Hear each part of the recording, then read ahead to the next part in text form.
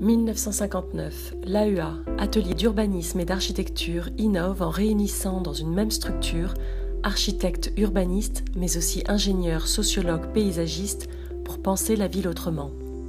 Paul Chemetov et Christian de Villers, anciens membres, étaient avec le journaliste Christophe Katsaros à la Cité de l'Architecture et du Patrimoine le jeudi 11 février à l'occasion d'une rétrospective sur l'AEA et du lancement de la 5e édition du Trophée Béton. C'est un bâtiment qui pourrait donner l'impression de regarder vers le passé, mais en fait qui regarde vers l'avenir, puisqu'aujourd'hui, la tendance, c'est quand même de ressortir les parkings et de les remettre dans des tours. L'avantage de ce bâtiment, c'est que c'est un bâtiment convertible.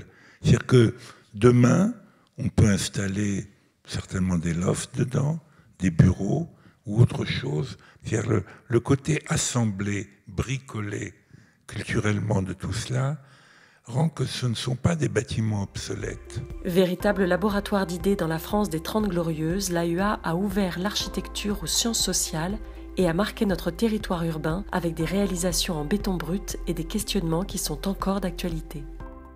La question de l'industrialisation du bâtiment, qui, à mon avis, est toujours une question brûlante, encore aujourd'hui, est une question qui a parcouru l'AEA pendant toute son existence.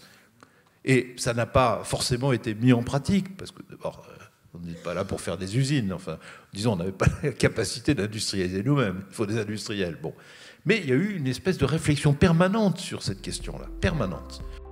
Cet événement organisé dans ce lieu prestigieux comportait aussi une exposition sur les 4 premières éditions des prix Trophée Béton. Une occasion d'établir un dialogue entre différentes générations d'architectes pour réfléchir à la pérennité des constructions en béton.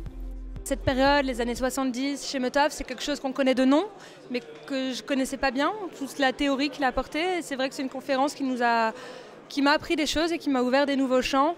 Et après, il y a toute cette histoire aussi de la durabilité du béton là, qui était abordée. On voit qu'il y a eu des mouvements d'architecture, notamment l'AEA, effectivement, où il y a eu une vraie volonté de travailler sur la qualité de vie, sur la mixité fonctionnelle, la mixité sociale. Donc il y a des bâtiments, effectivement, à mon avis, qu'il est intéressant de transformer et de pérenniser et qui rentrent dans notre patrimoine contemporain. Donc c'était ça qui est intéressant. Hein.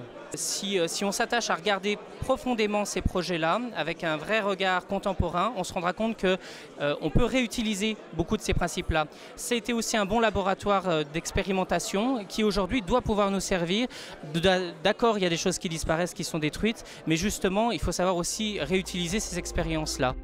Et c'est pour continuer à trouver de nouvelles inspirations que le Trophée Béton vous convie le 24 mars prochain à la Maison de l'Architecture en Île-de-France pour un dialogue entre architectes, artistes et entreprises.